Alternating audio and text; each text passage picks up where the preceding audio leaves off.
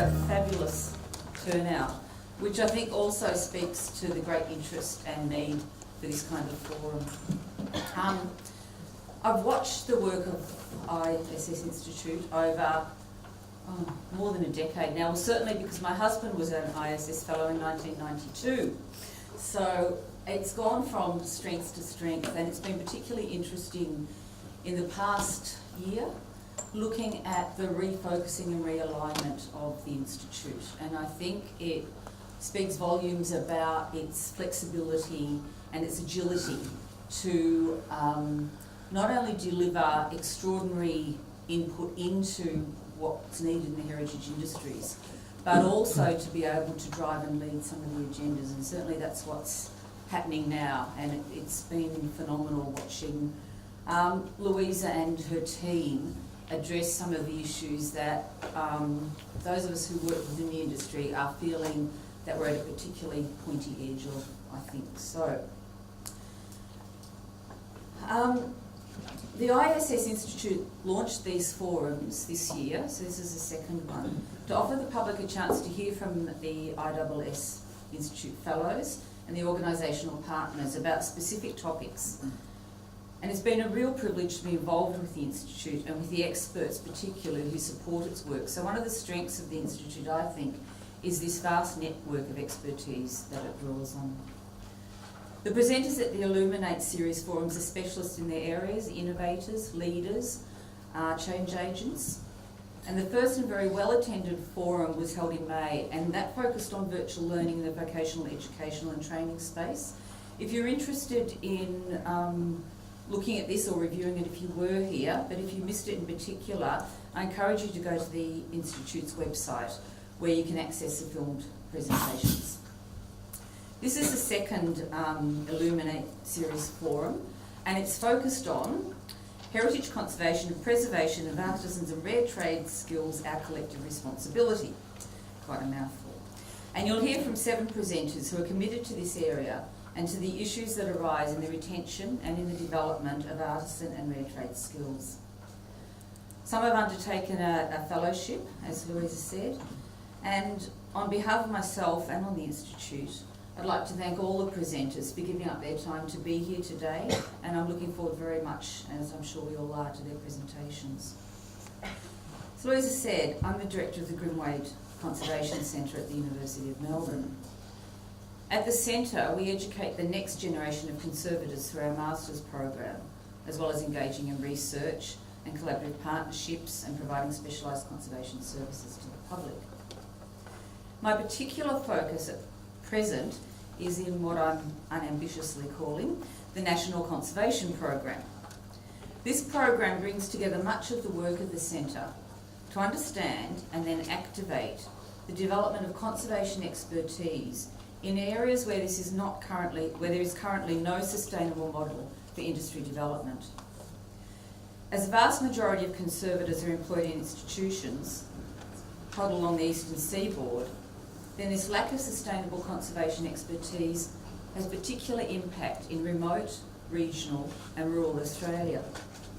Yet if we consider the richness of collections and knowledge held in these areas, this lack of engagement becomes not only nonsensical, but alarming.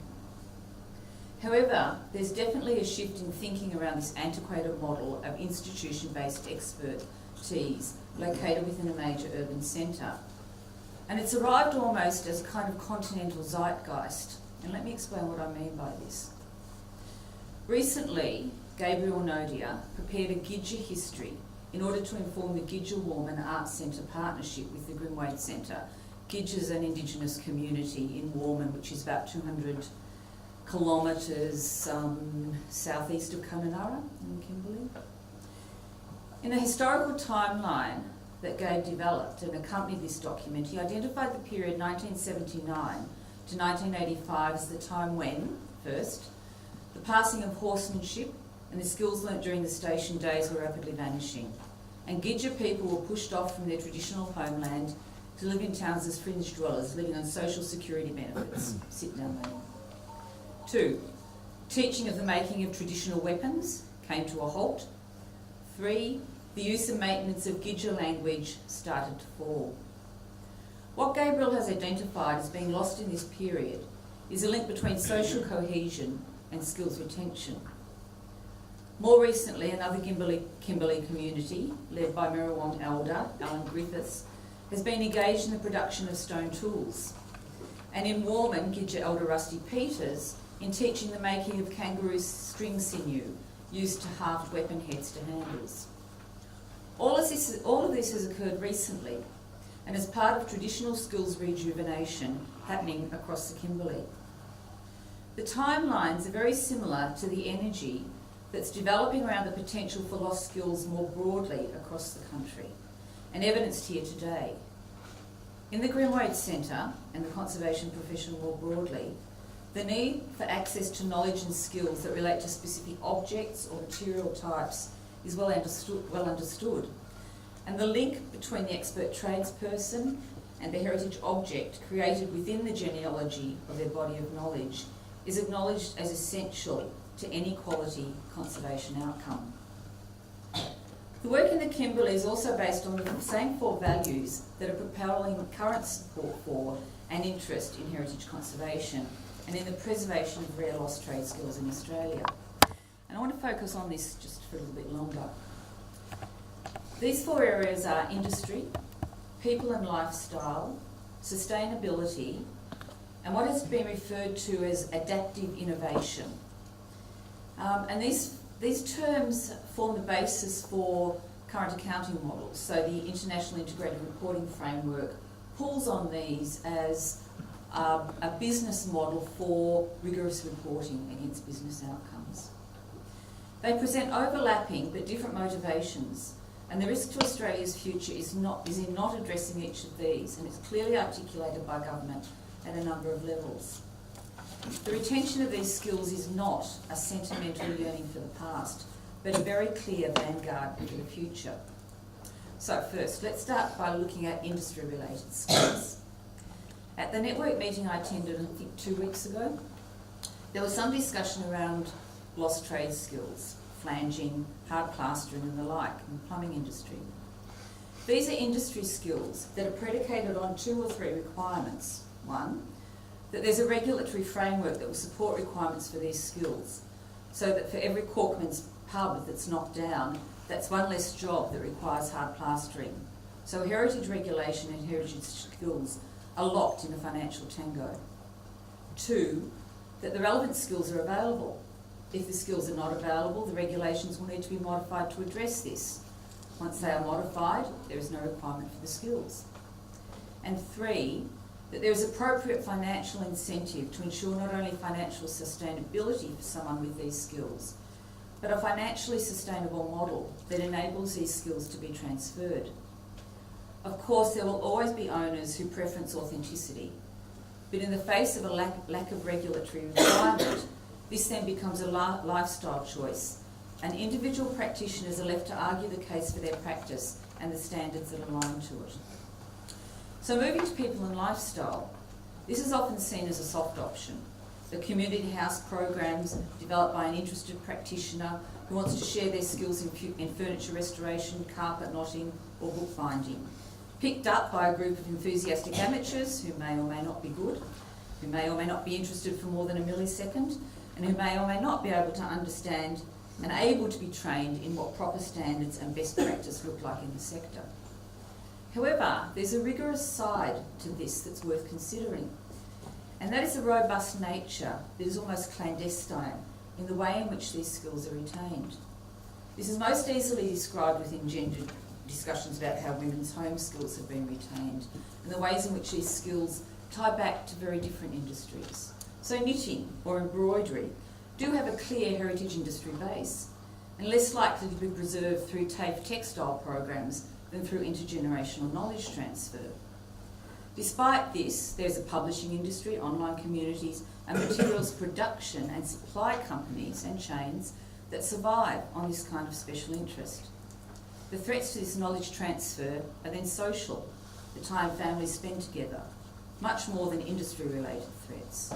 They enter the public debate in broader contexts of physical and mental health, vigour and community well-being, and within discussions of sustainability. So let me now talk about sustainability. This is a word that's only recently been in our lexicon since 1975, if you do an assessment, and it's multiplied 650 times in use since then, so evidently proving itself to be very sustainable. There are a number of intersections in the sustainability story, increasing by the minute, with ideas around source, local food, kilometres, reuse, low emission, biodegradable, carbon footprint and so on. And in the health sphere, individual and community survival and sustainability through social engagement. Sustainability itself is linked to ideas of next generation. The global coalition of investors, regulators, companies, the IIIC, has identified sustainability directly as an intergenerational issue. And the Australian Government's Treasury website devotes entire pages to individual, community and ecosystem survival across lifespans and generations. The Treasury's Economic Roundup of 2012 talked about the maintenance of appropriate stocks of social, human, economic and environmental capital for future generations. And the substitutability of those stocks describe both a fundamental approach to achieving sustainability and further practical opportunities to reduce uncertainty. That's the government's take on this. So that brings me to adaptive innovation, which is directly from the accounting jingo. So this is where a broad range and ecosystem of skills is available to support adaptive learning and change, to expand discovery and to extend the assets available for industry, lifestyle and sustainable futures. For some time, rare and lost trade skills have survived through adaptive innovation in the community houses, the special interest groups and the like. But the internet presents new ways of sharing knowledge, and the opportunities for haptic learning, such as removing a kid via the internet, which can be done evidently, are opening up all the time, and with them new opportunities for economic sustainability within the sector. So I think what I've described here is a chain of production that links a philosophical position with skills of knowledge, regulation and future thinking. All are an essential part of this chain, and all have been reflected in and are a critical part of the discussions that the ISS Institute has led over the past 2 months. So now it brings me to the most pleasurable part of what I've been asked to do today, to launch the Heritage Preservation Supporting Australian Artisans and Red Tradespersons Network, which has been developed by the ISS Institute, supported by funds from the Ian Potter Foundation. This initiative will see the Institute draw on its rich connections to build a national network of rare arts, crafts, trades and heritage experts to collectively share knowledge and to learn about and support the transfer of these skills to future generations. The Institute is currently consulting and meeting with a range of stakeholders who will assist in building this network and sharing their expertise so project goals can be met. This work will provide opportunities for people to engage with the network and undertake activities in the coming months, so watch this space. And one of these activities being undertaken by stakeholders is exploring and identifying the most appropriate name for the network, so don't be surprised if you go to the website and there's a different name describing what's going on. The ISS Institute and all those who are contributing to the development of the national network would like to thank the Ian Potter Foundation for their support and their belief in the need for such an initiative. Without the Ian Potter Foundation's support, this initiative just would not be possible. I also want to introduce two key people that you'll need to know if you want to be more involved. So Wendy Dreas and Fiona Hawke. So it's my pleasure to officially announce the launch of this Heritage Preservation Network, and I look forward to seeing this project contribute to the Australian heritage, lost and rare trades and artisans landscape over the next 18 months. Thank you very much.